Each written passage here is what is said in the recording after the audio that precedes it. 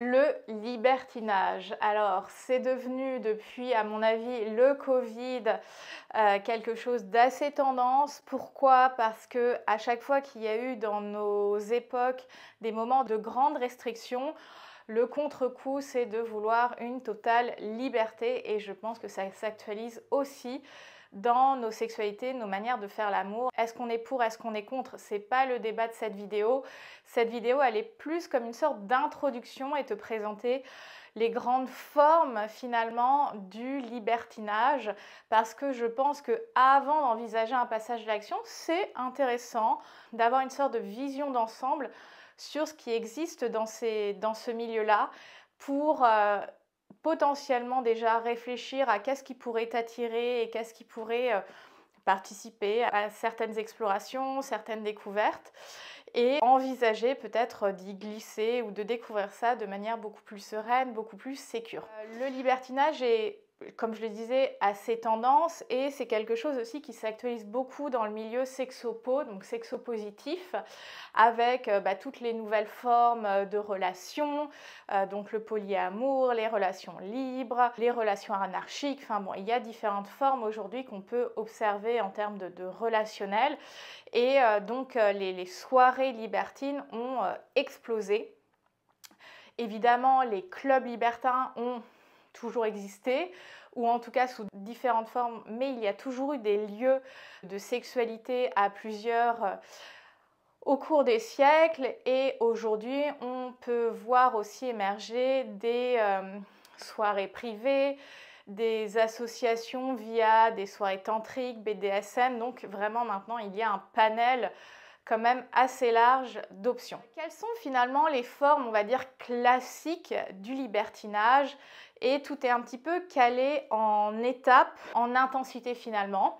Une des choses les plus soft, et beaucoup de personnes ont pu arriver à cette étape-là sans vraiment savoir que c'était du libertinage, sans vraiment s'en rendre compte. On appelle ça le côte-à-côtisme. Qu'est-ce que c'est que le côte-à-côtisme? Eh bien, toi, tu es avec ton partenaire ou avec ta partenaire et vous commencez à avoir une interaction intime, sexuelle, à côté d'un autre couple, alors couple ou paire de personnes, qui ferait la même chose. Donc, on a deux couples ou paires de personnes qui commencent une interaction intime sexuelle côte à côte et il n'y a pas d'échange entre les deux couples. Pas besoin d'être dans un club libertin pour arriver à ce stade. On pourrait être en soirée et voilà, je sais pas, j'ai une copine ou un copain qui commence à emballer une personne juste à côté de moi. Eh bien, on est déjà dans du côte-à-côtisme. L'étape d'après, ça va être ce qu'on appelle le mélangisme. Alors, les termes sont quand même assez intéressants. Le mélangisme, c'est déjà donc mélanger deux couples, c'est-à-dire que généralement, on va multiplier les paires, c'est-à-dire minimum deux couples, donc quatre personnes, que ça soit hétéro, gay, lesbien, etc., qui vont se mélanger ensemble, donc s'embrasser, se caresser et potentiellement aller jusqu'à de la sexualité orale. Dans le mélangisme, il n'y a pas d'acte pénétratif. La sexualité orale est à discuter, ça va dépendre des envies des participantes et participants et de là où chacun met le curseur parce que effectivement la question du libertinage implique aussi la question de la fidélité, l'exclusivité, jusqu'où on se considère fidèle, infidèle. Donc ça, c'est finalement un sujet assez individuel que chaque personne a besoin d'explorer. Donc ça, c'est le mélangisme, à nouveau, ça peut se faire à la maison chez toi, en soirée privée, en soirée libertine, dans des clubs, etc. Donc le mélangisme, finalement, ça peut se faire même dans un contexte de grande pluralité, c'est-à-dire 5, 6, 7, il n'y a pas vraiment de limite. Voilà, il y en a qui vont parler effectivement d'orgie, de partouze, etc. Après, on arrive à l'étape de l'échangisme. L'échangisme, ça veut dire littéralement qu'on échange de partenaires. C'est-à-dire que l'acte sexuel se passe avec l'autre partenaire de l'autre couple. Tu as ton couple ou avec ton partenaire avec qui tu décides d'explorer ça, il y a l'autre couple ou l'autre paire et vous échangez de partenaires. C'est-à-dire que là, on va avoir potentiellement un rapport sexuel jusqu'à la pénétration en échangeant complètement de partenaires. Donc ça, à nouveau, ça peut se pratiquer dans plein de contextes différents. En général, tant dans le mélangisme que l'échangisme, les personnes restent dans la même pièce. Ce qui m'amène un petit peu à la dernière étape, qui peut être appelée 2+2, c'est-à-dire qu'on va être dans l'échangisme, mais les deux couples ne sont plus dans la même pièce. C'est-à-dire qu'il va y avoir un rapport charnel, sexuel, et les deux personnes se sont isolées l'une de l'autre. Donc ça demande effectivement beaucoup de confiance, d'avoir beaucoup discuté autour des limites des uns et des autres, de connaître un minimum, en tout cas avoir eu un échange avec les personnes avec qui on échangé de partenaires, afin de créer un contexte suffisamment sécurisant. Il y a aussi autre chose dans le libertinage. On n'a pas forcément le terme en tête, mais je voulais te le partager dans cette vidéo, c'est le candolisme. Le candolisme, ça vient de la Grèce antique et du roi Candole qui trouvait sa femme tellement belle qu'il souhaitait l'offrir à d'autres hommes. Et donc le candolisme est né de ce plaisir, de cette excitation de voir à la base sa partenaire être séduite, recevoir des caresses, des baisers, faire l'amour avec d'autres hommes. Donc c'est ce côté voyeuriste qui s'actualise dans cette pratique libertine. Alors maintenant on observe l'inverse, c'est-à-dire que des femmes peuvent être très excitées de voir leur partenaire avoir des interactions intimes, charnelles, sexuelles avec d'autres femmes. Donc le candolisme maintenant je ne sais pas si on peut dire se démocratise, mais en tout cas sort des codes voilà, hommes, femmes, c'est accessible finalement maintenant à tout le monde, j'ai envie de dire.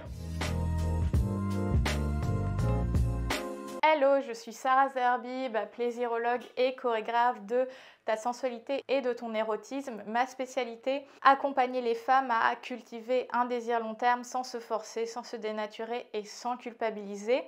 Et aussi accompagner les femmes à prendre beaucoup plus de plaisir dans leur intimité.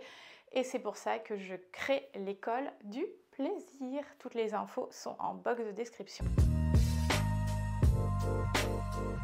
Comme je le disais, le libertinage, ça peut se faire dans une soirée totalement lambda. C'est pas forcément quelque chose qui est prémédité, mais voilà, un plan à trois, deux couples qui s'échangeraient, etc., ou se mélangeraient. C'est des choses qu'on observe voilà, dans l'élan du moment. Mais voilà, il y a aussi des soirées privées, des soirées donc, dans des clubs libertins. Les clubs libertins s'organisent en deux catégories, ce qu'on appelle les clubs secs et les clubs mouillés. Les clubs secs, c'est un peu comme une boîte de nuit avec les coins câlins où en général les gens sont habillés. Alors il peut y avoir des thématiques, maintenant il y a des thématiques un peu BDSM, ceci, cela.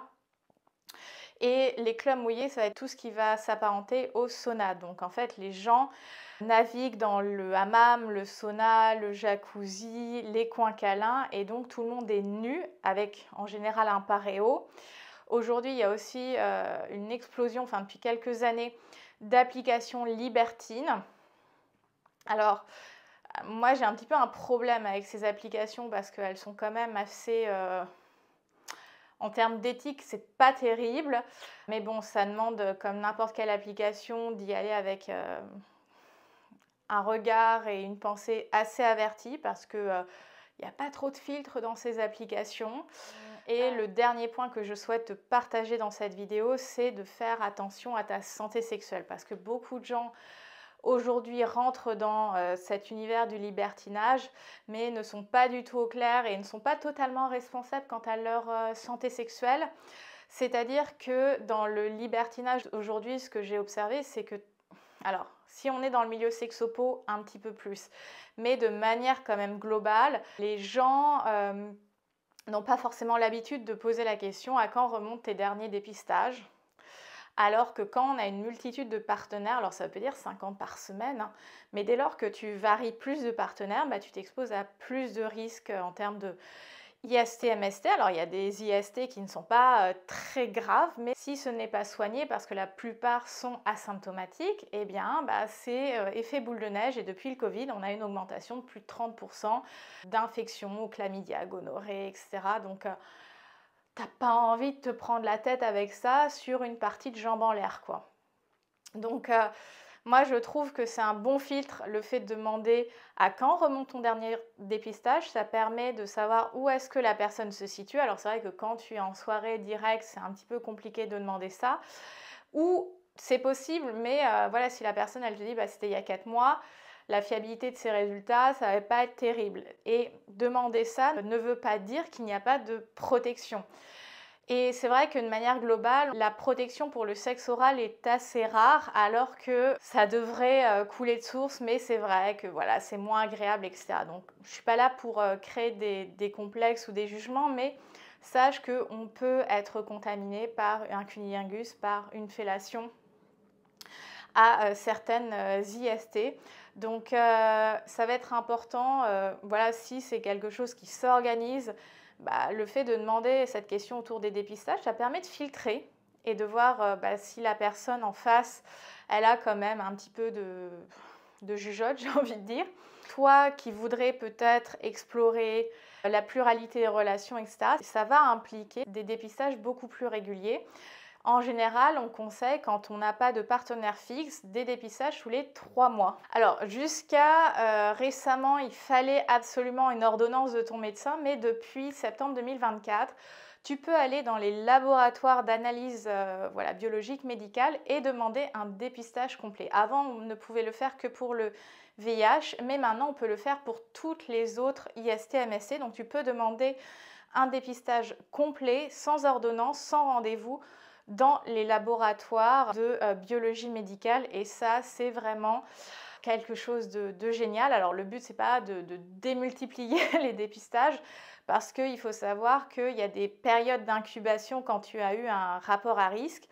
En général, alors tu as certaines IST, MST, ça se contracte au bout de quelques jours, et d'autres au bout de 4, 5, 6 semaines. Donc, voilà, le but, c'est de pouvoir naviguer relativement sereinement avec tout ça et prendre soin de ta santé sexuelle.